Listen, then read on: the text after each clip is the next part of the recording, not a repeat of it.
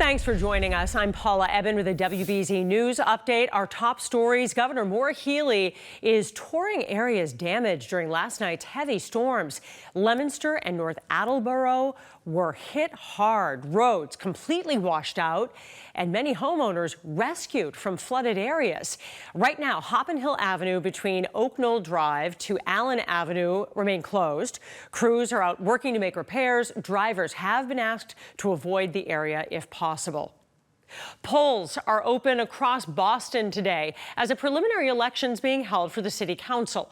Now, today's election will decide which two candidates will move on to the November 7th general election in 4 Boston city council races.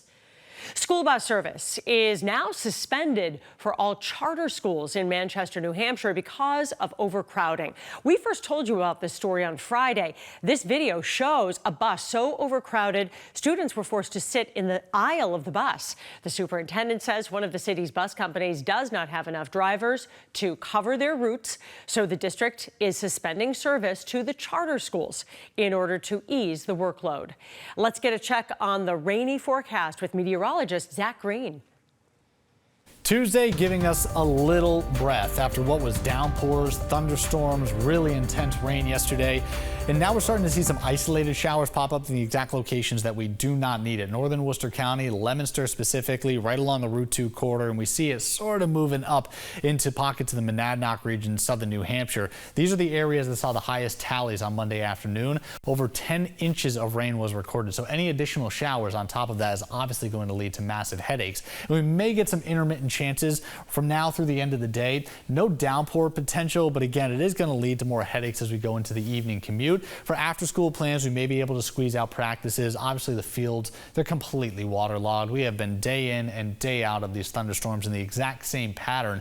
And the reason we're under a next weather alert is the fact that we're going to carry that over into Wednesday too. Tomorrow's a bit of a different setup. We are expecting it to be rather quiet early on, so I still think that we'll be able to manage things prior to lunchtime. But there's a defined line that's going to be moving from west to east. So instead of the sporadic conditions that we had yesterday, this is going to be following a defined cold front. So first out into the Berkshires right around the late morning hours. We stop it here midday. Yellows indicating lighter rain, oranges heavier, red, that's the downpours. And don't take this verbatim. It may be just moving north and south along that line. So those from the Route 2 corridor, 190, the Pike, out through Sturbridge, you guys are all going to be on course for the early afternoon. Then it'll press a little farther to the east, and as it occurs mid to late afternoon. So after school plans, the drive home, many locations are going to be within this torrential rain. It doesn't mean that the flooding concern is going to be as imminent to the eastern side of 495, but all of that rain with the saturated ground is likely going to lead to more exacerbated concerns, especially in northern Worcester County. We still hold on to lingering conditions late tomorrow night, and then we finally start to push this wave farther offshore as we wake up on Thursday morning. So a few light chances initially, and then we'll gradually clear everything out from west to east. Clouds included, some more blue sky on tap that afternoon. Anywhere from half to maybe 3/4 of an inch of rain of additional rainfall on top of what we've already seen. We're talking power outages due to downed trees. The roots just cannot find their grip at this point. So there's going to be some more toppling over. Friday is going to be our breath of relief, finally giving us one day that we can take in some sunshine. But then we're back over into another storm, and this is Hurricane Lee that will likely diminish in its speed over the course of that 3-day stretch.